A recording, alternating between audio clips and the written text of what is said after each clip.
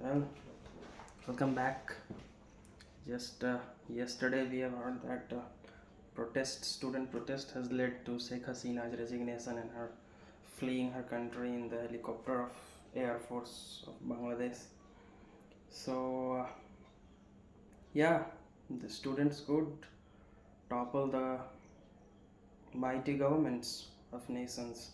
Once again proved Sheikh Hasina was no average Joe or some, you know, common leader who was ruling. She was from a well reputed clan, a clan which was established by her father, Sheikh Mujibur Rahman, one of the, not one of the most prominent freedom fighter of our country, the liberation of Bangladesh by the help of Indian armed forces.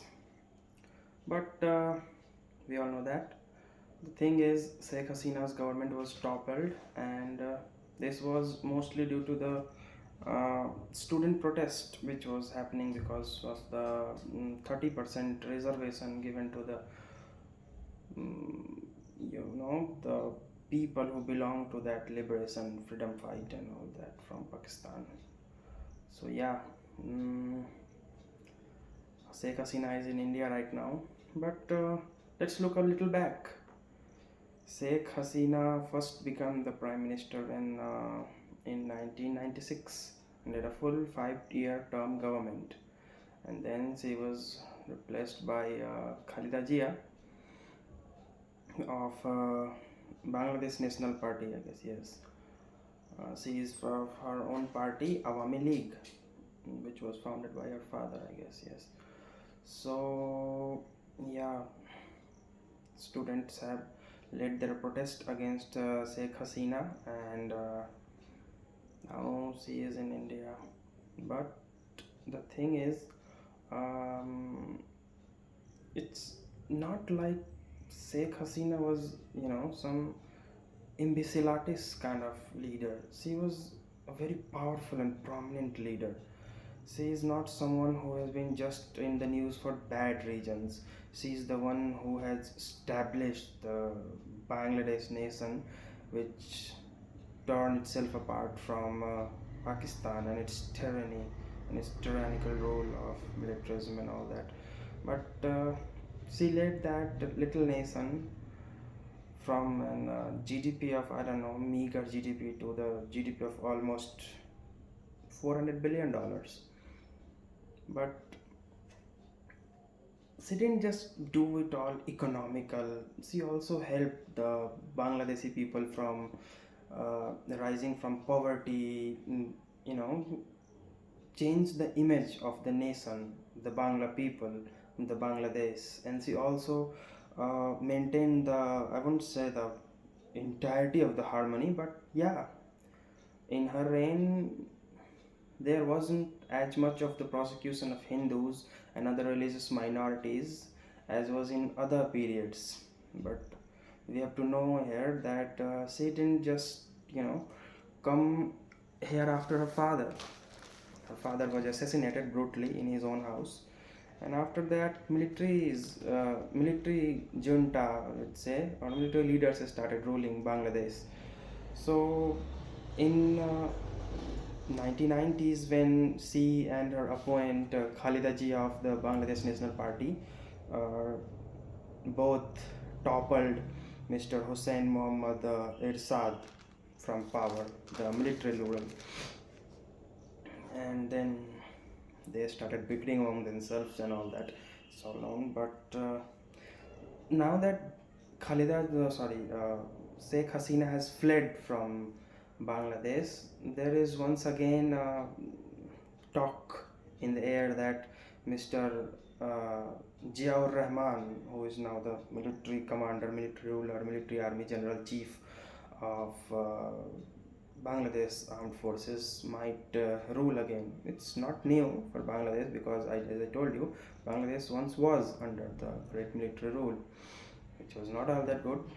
And Sheikh Hasina and Khalida Jia toppled them and established the new and modern Bangladesh, which was not just economically rising, but also uh, culturally, and they also helped, re-establishment of the Rohingya people who were prosecuted from being the minority in Myanmar.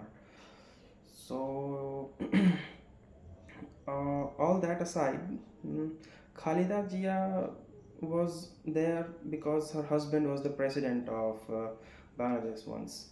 But then she was also toppled again democratically, as I would say, by the people.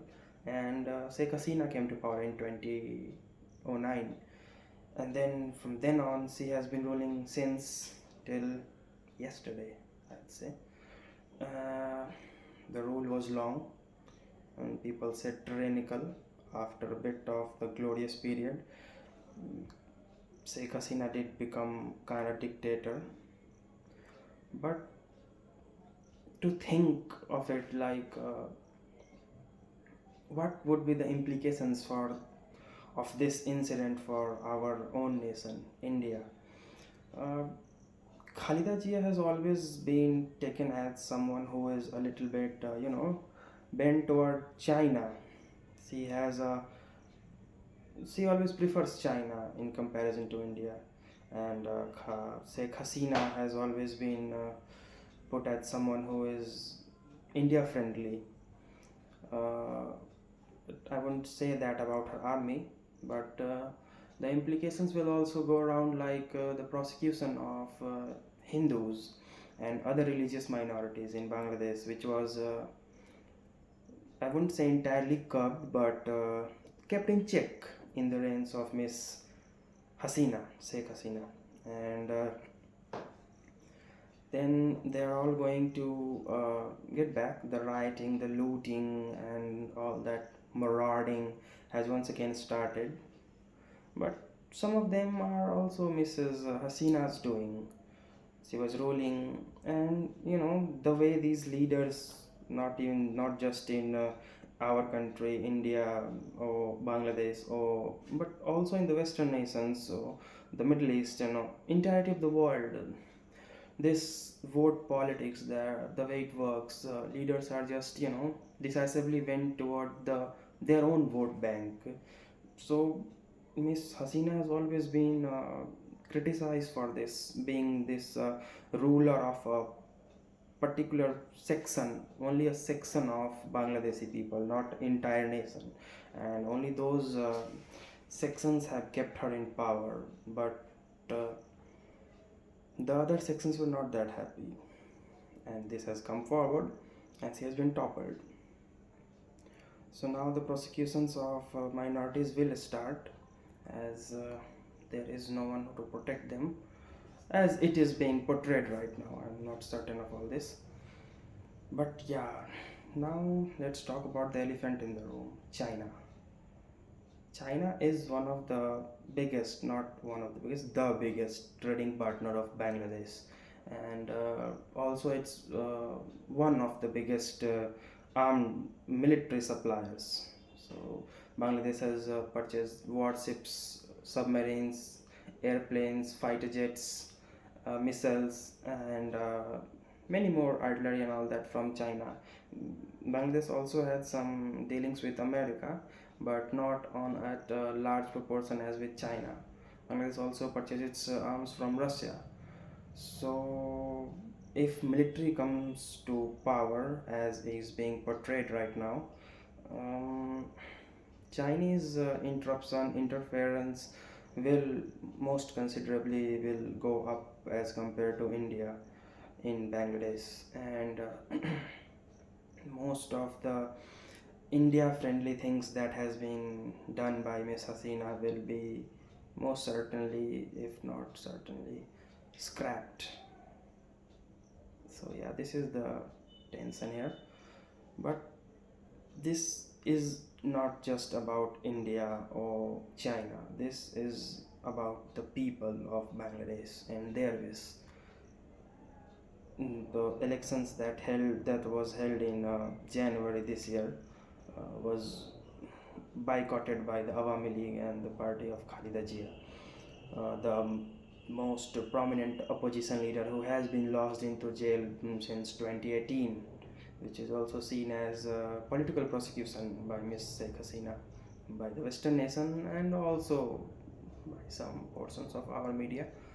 But yeah, the army has said to the president of Bangladesh to release Miss Jia, and I think she has already been released from jail. So she also might come back to power. In any case, India is at a loss. But as I've said, this is not about us. This is not about China. This is not about the world. This is more or less about the people and what the people of Bangladesh want for their nation. They were fed up with these reservations as there was minimal jobs. But the situation of Bangladesh was not always like this. Bangladesh was on a growth trajectory, the biggest growth trajectory of the world after China, Vietnam, even on a bigger trajectory than India as compared to their population size and the area. But since the COVID, Bangladesh economy was not in such swell as it was before. Uh, Bangladesh just have its bailout from IMF of a 7 point something billion dollars, and yeah, economy was also not that well. Miss Hasina has been allegedly been charged with some sort of corruption, but not at that big level as of know of. Miss Khalida Jia, on the other hand, has been labeled with corruption charges. But the people has toppled her, and now the looting, rioting, marauding is going on. So, for the time being, this is it. The history of Bangladesh, the historical rise and downfall of Miss Sheikh Hasina, the former Prime Minister of Bangladesh. Yeah, please do like, share, and subscribe. We'll meet again. Thank you.